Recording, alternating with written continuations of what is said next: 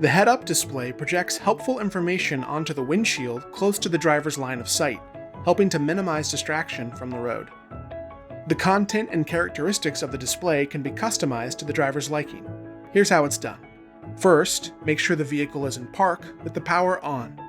Roll the selector wheel on the right side of the steering wheel until head-up display settings appear in the digital instrument cluster and press N to select it.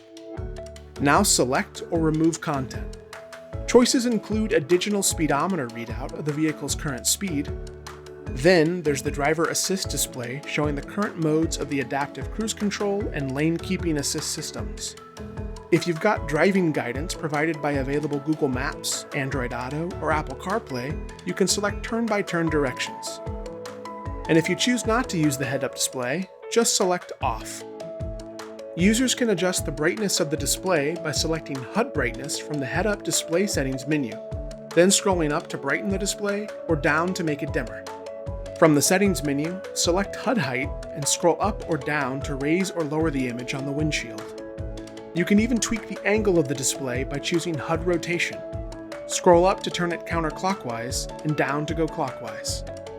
Then press the selector wheel to exit the settings. See your vehicle's owner's manual for even more details. You can download one at mygarage.honda.com.